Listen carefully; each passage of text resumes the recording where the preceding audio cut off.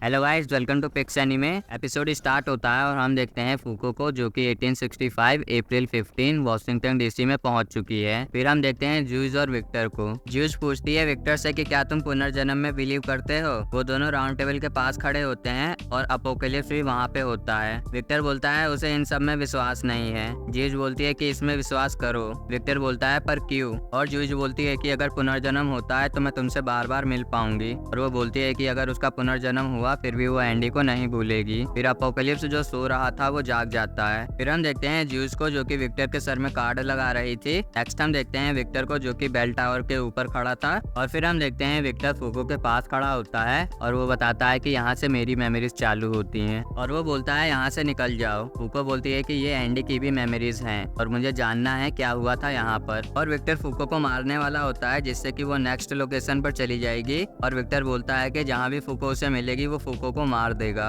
Victor बताता है कि इन बुक्स में दिसंबर 2020 तक की मेमोरीज हैं। और वो बोलता है कि वो उसे तब तक मारेगा जब तक वो उसे लास्ट चैप्टर तक ना ले जाए और वो उसकी स्कूल को यहीं पे खत्म कर देगा। वो बोलती है मुझे मार के क्या फायदा होगा। और विक्टर बोलता है तुम मेरी मेमोरीज में झांक नहीं पाओगी। और फूको को मार के एंडी भी वीक हो जाएगा और विक्टर उसकी बॉडी पर कंट्रोल कर लेगा। फूको तैयार हो जाती है मरने के लिए और विक्टर फूको पर अटैक कर देता है, जिससे फूको मर जाती है। फिर हम देखते हैं फूको को, जो कि शिंजुकू स्टेशन के पास चली गई थी। वो डेट होती है 1 अगस्त 2020। फूको देखती है खुद को और विक्टर फूको को उस टाइम पर मार देता है। फूको भागने लगती है क्योंकि विक्टर उसको मारने आ रहा था। फूको एंडी का नाम जोर से चिल्लाती है। विक्टर फिर डेडलाइन का यूज करता है और बहुत सी बिल्डिंग तोड़ देता है। उसका खून जहाँ पर गिर रहा था वहाँ पर धमाका हो रहा था। विक्टर को लगता है कि उसने फूको को मार दिया, पर विक्टर पर कोई हमला करता है। फिर हमें पता चलता है कि वो एंडी है और उसका हाथ विक्टर को फाड़ के निकल जाता है। फूको एंडी को देखकर बहुत खुश होती है। एंडी बोलता है यही विक्टर है ना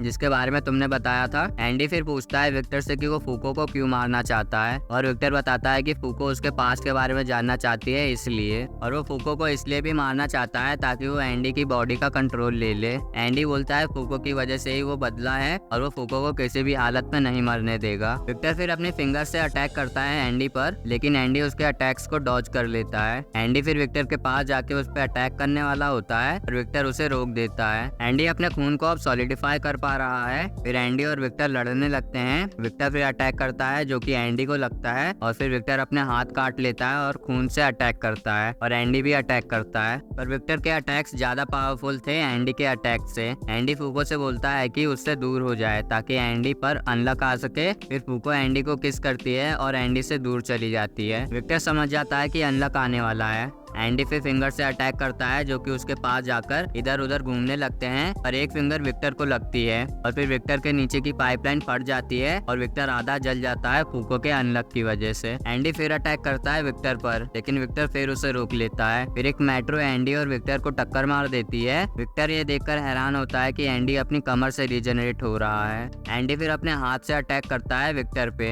एंडी बोलता है कि फूको से मिलने के बाद वो बहुत चेंज हो चुका है और वो बोलता है कि जिस तरह से हम इस दुनिया को देखते हैं रूल्स भी उसी तरह से काम करते हैं। एंडी फिर एक फिंगर अटैक करता है विक्टर पे और एक प्लेन विक्टर पर आकर गिर जाता है। वो यूनियन का प्लेन होता है। विक्टर के हेड को एक स्पेशल बॉक्स में बंद कर देते हैं जिसमें वो रीजनरेट नहीं कर सकता। ये वही बॉक्स था जिसमें एंडी को जीना ने पकड़ा था। एंडी बोलता है कि मैं इस बॉक्स से नहीं निकल पाया था, पर विक्टर बहुत ढीठ है, वो निकल सकता है। फूको बोलती है कि उसे विक्टर से बात करनी है। एंडी बोलता है क्यों। और फूको बोलते हैं कि वो यहाँ पर आई थी एंडी के बारे में जानने के लिए और विक्टर भी उसी का पार्ट है। और एंडी बोलता है कि तुमने सुना विक्टर, अब बाहर आ जाओ। और विक्टर उस बॉक्स से बाहर आ जाता है। फूको पूछती है विक्टर से कि ज्यूज से तुम्हारा क्या रिश्ता है। एंडी को पता नहीं था कि ज्यूज कौन है। फूको बताती है कि अपोकलिप्स ने उसे कुछ विजन दिखाए थे और उन विजन में उसने ज्यूज और विक्टर को देखा था। फूको बोलते है कि अगर वो विजन सच्चे थे तो तुम हमारे रास्ते में क्यों आ रहे हो, तुम भी तो यूनियन का ही हिस्सा थे। विक्टर बोलता है फूको से कि वो ज्यूज जैसी है। विक्टर बोलता है कि तुम दूसरों की मदद करती हो और खतरे से डरती नहीं। उन दोनों को देखकर विक्टर को उसकी और ज्यूज की याद आती है।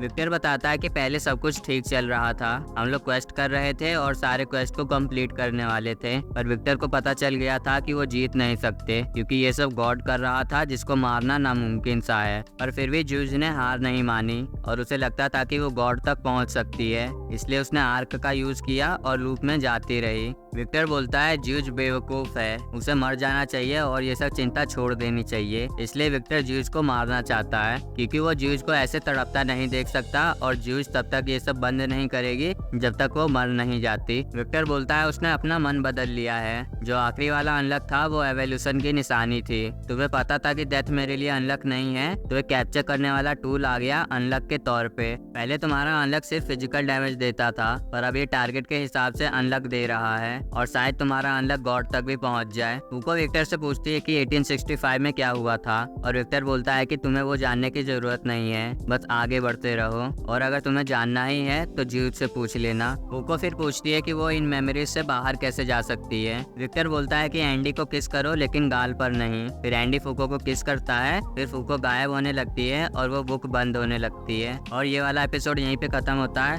दोस्तों अगर वीडियो अच्छी लगी तो लाइक कर देना और चैनल को सब्सक्राइब कर देना। Thanks for watching guys.